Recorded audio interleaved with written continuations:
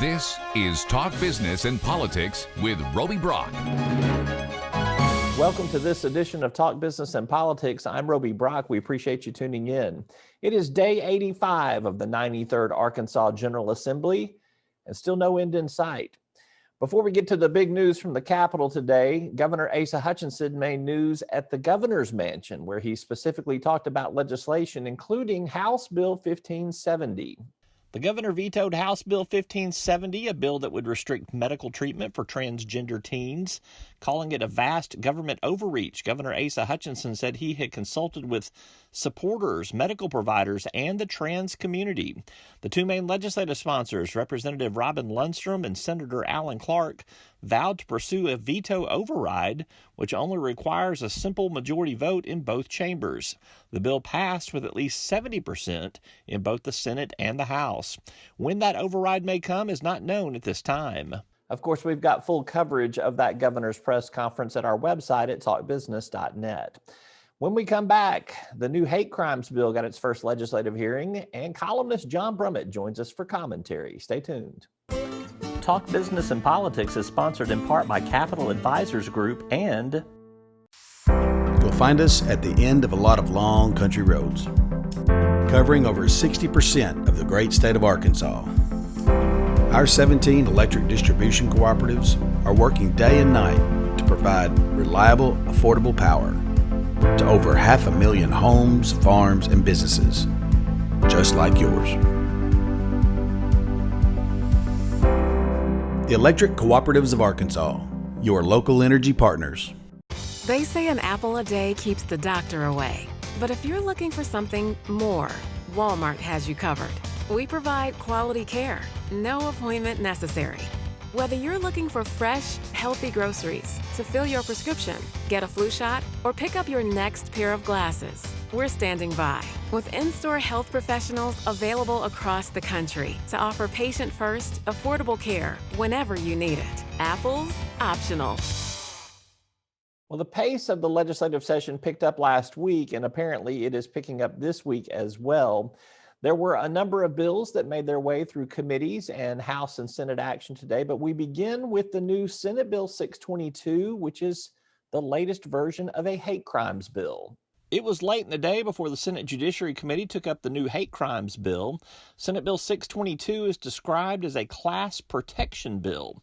It would create an aggravating circumstance provision that will require a criminal defendant to serve at least 80% of his or her sentence if certain motivations led to the crime.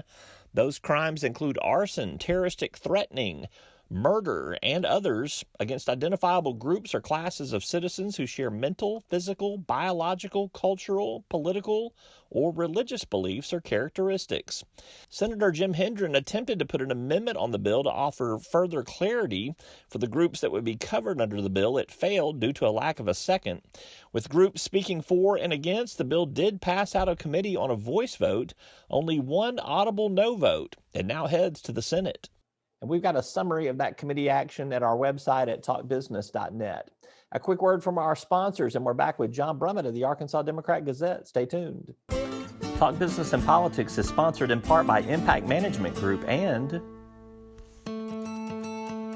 We have a large commitment to our solar for good reason. It lowers customers' rates. It's emissions-free. Entergy Arkansas is the largest provider of solar in the state of Arkansas.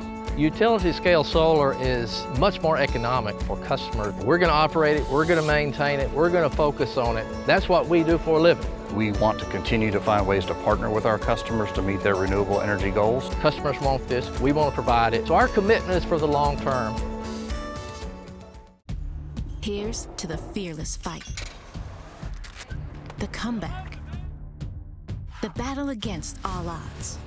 For some, it's taking the first step. For others, it's forging a new path, a chance to prove to ourselves what we're really made of. And with the name trusted in insurance for more than 70 years, even a battered spirit can come back stronger. Arkansas Blue Cross and Blue Shield, live fearless. Joining me now is John Brummett, columnist with the Arkansas Democrat-Gazette. John, always good to be with you at the beginning of the week. And it's good to be with you as well. All right. Last week, late, we got a new hate crimes piece of legislation. At least it is touted as hate crimes legislation. Some say it's not. Senate Bill 622. You tell me, is it hate crimes legislation? It's hate crimes without calling itself a hate crimes bill. It's a magic piece of legislation in that at once it manages to continue the hatefulness of this legislative session, but if adopted, I think it would do some good, and maybe even as much as traditional hate crime legislation calling itself a hate crime would do. It simply takes out any specific references to victims as part of named groups which offended the right wing, be it race, sexual identity, sexual preference or orientation, gender identity. And the business community is behind it. The governor is all for it.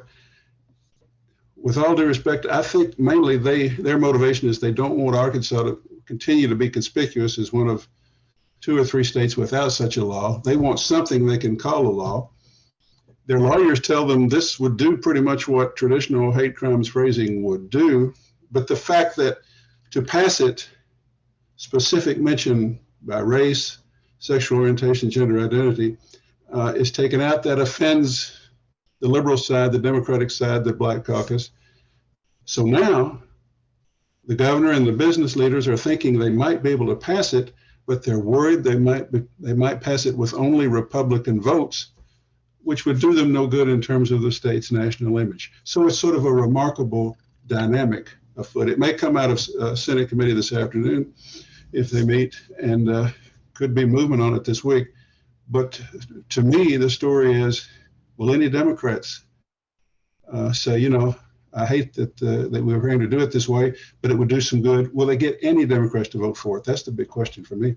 Yeah, you've outlined the political dynamics there. Can they get the Democrats to support something not called hate crimes legislation, but does kind of what it is expected to do? And can they get enough Republican votes to do it? I mean, I think there's still a big rift in the Republicans. There is, but yeah, jeopardize getting to 51. So there is, but there is general thought that the Senate's ready to pass it with just Republicans, if that's necessary. House, not any vote counting there, even though it's not done. I do think a deal has been made among the extreme right wingers on the Judiciary Committee who blocked this whole thing in the first place because they didn't like the supposed special treatment of gays, transgenders, or that sort of thing. I think they have compromised to this extent. They're saying, okay, we'll let it out of committee. I think that's what we're going to see. And better chance of passage in the Senate, uncertain in the House. And the big question, is it Republicans only? In which case, if there are national headlines to come, they will be Republicans who blocked a real hate crimes bill have passed a version in Arkansas. That's not the headline the governor and the business leadership of the state want. Yeah. We are speaking earlier on a Monday morning, and in this afternoon, Governor Asa Hutchinson is going to hold a pen and pad with reporters and talk about House Bill 1570, which restricts medical treatment to transgender teenagers. If I could just boil it down to its simplest form right there. That's what he does. Know what he's going to do on that. He's going to either sign it, let it go into law without his signature, or veto it. But it has marshaled a lot of people on both sides of this issue. And again, it's one of these defining issues of this legislative session, is it not? It is. I don't think whatever happens with it specifically changes the prevailing or pervasive general definition of this as kind of a hateful anti-transgender session. However, it is it's part of that, and it's a real basic part of it. I mean, this may not be the most onerous or of the bills, but it's up there, and people have become more and more mobilized as this issue has developed in this session, and the governor has got to do something. I think today, isn't it today? You have to do something. Yes.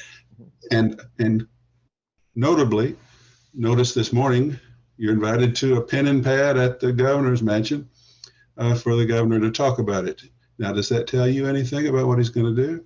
No, because either way he goes, veto or sign or let become law, he feels he's going to have to explain himself to somebody, either a national audience or his own base. So the fact that he feels he's got to bring us together and offer his explanation is no hint of what it's going to be, because this is one of those toughies, political toughies. It's not substantively tough, but politically tough for him. All right, you wrote a column over the weekend about fear and this legislative session. I want you to kind of give everybody a recap of what that column was about. And go ahead. Yeah, go ahead. Last week, the state Senate, by a vote of 28-7, passed a bill that presumes to say, we're sovereign in Arkansas on federal gun laws. We don't have to abide by them. And we're going to let our local law enforcement people be the judges of whether we'll work with federal authorities or enforce these federal gun laws, either the ones we have now or prospective ones. And in the course of it, a couple of senators, principally Terry Rice, gave an impassioned appeal for support for the bill, because he seemed genuinely to believe that Biden and the Democrats in Congress are working and coming for everybody's guns. And the bill simply asserts sovereignty against federal gun laws for the state of Arkansas. That obviously, it almost goes without saying, that obviously violates the supremacy clause of the U.S. Constitution and will be thrown out. Just like the Civil War was lost and Little Rock, and troops were sent to Little Rock to enforce the law in 1957, if the bill should become law. But I analyzed it as a matter of that fear that Terry Rice explained. And Joyce Elliott, senator, liberal Democratic senator, was telling me she wants to talk to these conservative colleagues. She wants to sit down and find out why they seem really earnestly to believe that their guns are going to get taken. Anything they're considering in the Congress or proposed by the Biden administration is prospectively for background checks or for assault weapon ban on sales forthcoming. There's not going to be gun confiscation in this country, but there are those who think so. So that's the way I analyzed it. One little additional thing. What happens on these bills is that you've got a half dozen or so in the Senate, let's say, sort of unsophisticated, primitive thinkers, forgive me for saying that, but they truly believe that they should do this and can do it. Then you've got a whole bevy of normal conservative senators who know the bill is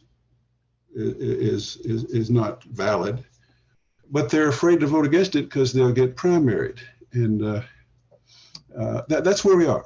And I was told, I didn't hear the roll call on the vote, but I was told that a lot of the ayes were given, yays were given with a tone of resignation or fatigue. And so that's the dynamic that's at play, I think. Yeah, and you've nailed it. I've had several private conversations with a number of what I consider moderate Republicans or non-right Republicans. Right. Similar sentiment. When you push and say, well, you could stand with the Democrats and block some of this far conservative stuff here, they're like, I will get primaried, I will lose in a primary, and then I cannot come up here and do some of the good things that I am doing in addition to some of these bad things that I resent. And I don't understand that mentality, to be honest with you. But well, I mean, I sort of understand it from the fear base that I talk about, and I understand it for preservation. I understand the instinct, but what I think those people need to understand, if we're going to survive as a functioning political entity, is that normal conservative, perfectly fine conservative Republicans are going to have to take their party back from the extreme. They simply are. And they're going to have to occasionally get up and say, boy, I wish we could do this, but we can't. I'm a reasonable Republican, and I know all of my constituents will understand there's no point in voting for an unconstitutional bill that violates the Constitution I was sworn to uphold. We need to get to the point where a few can say that. And we're nowhere near that point currently in Arkansas. Lastly, Georgia passing a lot of restrictive voting laws, according to some not restrictive according to others. It depends on your political persuasion. Once again, we are seeing some of these things happen in a piecemeal fashion in some of the Arkansas laws that are passing here. I guess this is really something that's happening nationally. We're seeing it here in the state. I feel like there's going to have to be some federal action at some point in time to blow away some of this stuff that's got inconsistency state by state. Well, maybe, but election laws are traditionally and sort of sacredly, presidential race is sort of sacredly, it's not a national election. It's an electoral college election of independent, autonomous states. So I don't know. What's you know, how do I put this? Well, I don't know. States, there's this Republican argument right now that Georgia, even by restricting, and these new restrictions it's put on its elections, its voting, is still more open than, say, the state of Delaware, a blue state. And if you take the situation right now, that's a valid point. But Georgia Republicans are asking or are restricting voting simply because they narrowly lost 2 elections they didn't expect to lose. So they don't like the number of turned out, and they're trying to restrict voting by some measures that still may be more open in some regards than Delaware. But so what? It's the direction that you're seeking to move and your motivation. And for the record, Delaware has a 3/5 Democratic legislature that's about to pass same-day registration, automatic registration with driver's licensing, no excuse absentee, and drop boxes around the state. So for me, the issue is, which direction is your state going? Not where are they right now? That's the Republican talking point. But the other talking point is Georgia is restricting voting because they lost an election. Delaware is moving toward more voting. And I think the national trend is going to be blue, and it's going to be to convenience voters rather than inconvenience them. And Georgia's on the wrong side of it. And as usual, Arkansas is on the wrong side of it. All right. He's John Brummett, columnist with the Arkansas Democrat-Gazette. Always appreciate his insight. Thank you so much. Thank you, Roby. See you next week. All right. That is all for today's Talk Business and Politics. I'm Roby Brock. We will see you next time.